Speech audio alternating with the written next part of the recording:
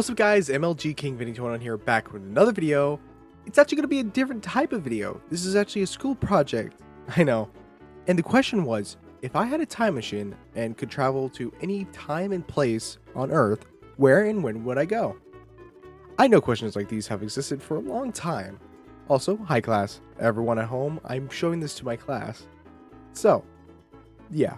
Also, all my sources will be in the description down below of this video. Don't forget to like and subscribe. It only takes a few seconds and you can always undo it later. So, back to it. And to answer the question of if I had a time machine, when and where would I go? Me, personally, one of my biggest inspirations would have been Steven Hillenburg. He was the creator of SpongeBob SquarePants. And I would go back to after the SpongeBob movie came out. I remember watching and really getting attached to the characters. But first, I have to say a quick RIP to Steven. He unfortunately died and passed away November 26, 2018. But let's talk about why I would choose Steven Hillenburg. Also, this video will be broken up into chapters so you can easily follow along.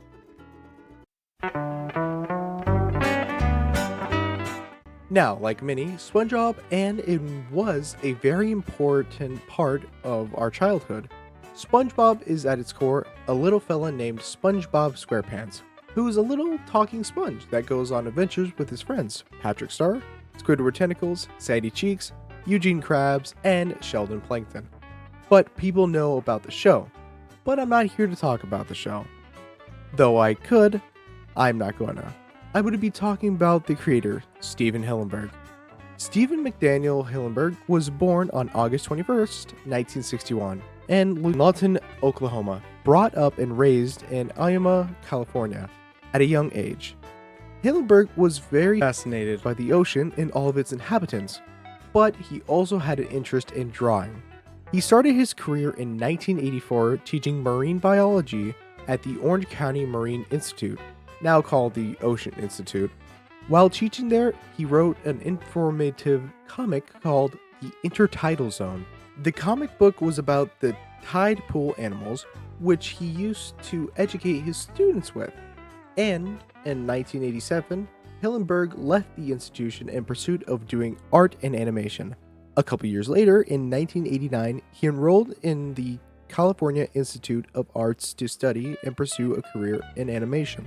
After graduating, he was offered to work at the Nickelodeon animated series Rocko's Modern Life from 1993 to 1996, which I did not realize that he worked on Rocko's Modern Life, which is cool. So, anyways, he was contacted by Nickelodeon on 1992 due to the success of his short films that he created, which were The Great Barrett and The Wormholes. In 1994, Hillenburg began developing the Intertidal Zone characters and concepts that would later become SpongeBob.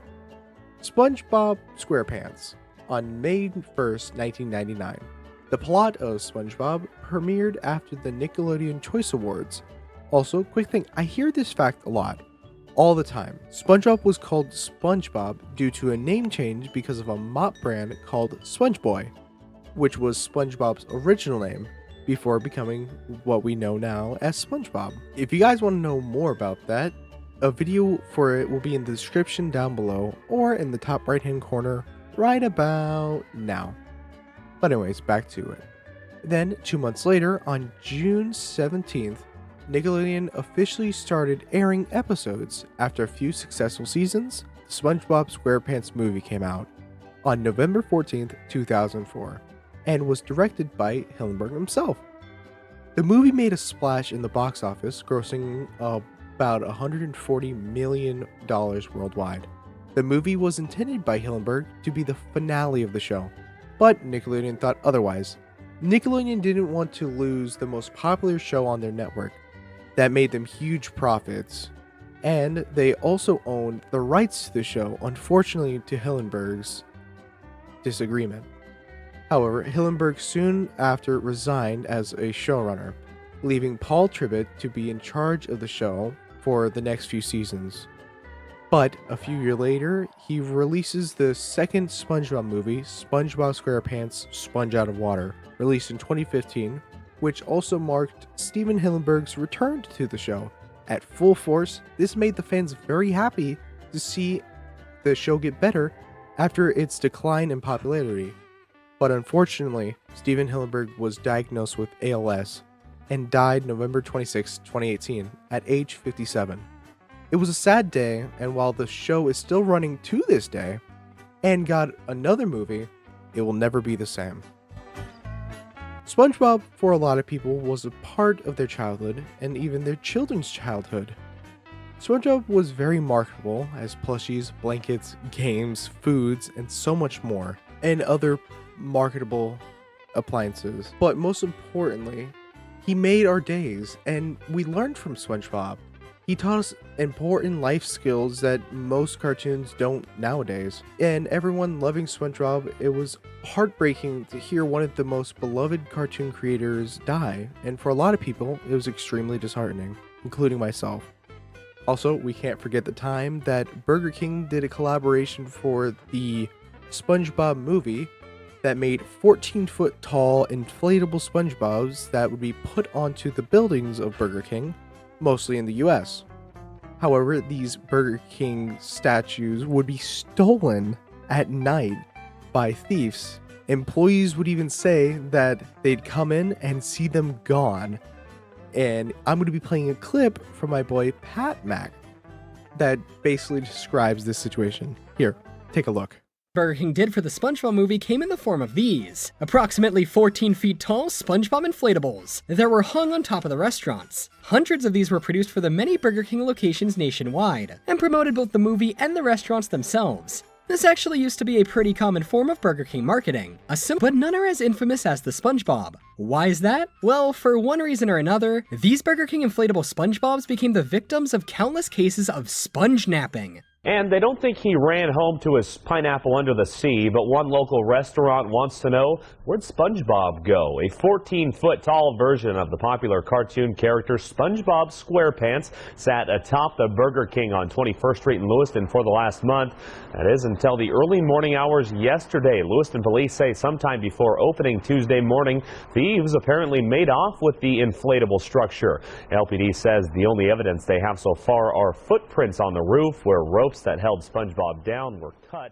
Shortly after the promotion began, BK locations in over 10 states across America began reporting that their SpongeBob inflatables were stolen. The employees went to work and he was just gone. It seemed that during the night, there were groups of savage thieves who went to the restaurant not to vandalize it or anything, but to steal SpongeBob. This was a serious problem and was such a common crime, several news channels reported on it. While it was mostly treated as a joke, the balloon was valued at around $600 to $1,000, given their size, their limited production, and them being tied to a valuable brand. In fact, several of them ended up being sold online on sites like eBay for a lot of money, though I'm sure the sellers were highly questioned. One location in Minnesota received a ransom note related to the inflatable. Perhaps the thieves were looking for the Krabby Patty secret formula? It got so bad that in December of 2004, Burger King issued a statement that if any of the stolen inflatables were returned, the hero would receive a year's worth of weekly Whoppers.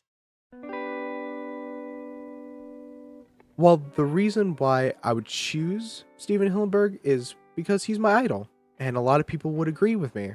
And I would love to travel back to talk and get to know Steven, along with seeing why he left the show, when he did, what really inspired him to make SpongeBob, what was going through his mind when Nickelodeon said that they didn't want the show to end, and they were going to continue going with it. And it's honestly so disheartening to hear that a creator's creation could not end when he wanted it. However, that's how things are in the showbiz, especially in the early days where most people didn't have rights for it. However, it's all set in stone now. I also have to give a huge shout out to RetroactiveRival for helping me with the sprite of this character that you're seeing in this video. But now I got a question for y'all, and I'm going to be asking the same question. If you had a time machine and could go anywhere on Earth at any time, where and when would you go? Also, don't forget that all my information will be in the description down below. And if you like what I do and you want to see more, my links for all my social medias will be in the description down below. It will be the first link. And don't forget to join the Discord. With that, I'm MLG King Vinny 21, and I'll see you guys next time. See ya.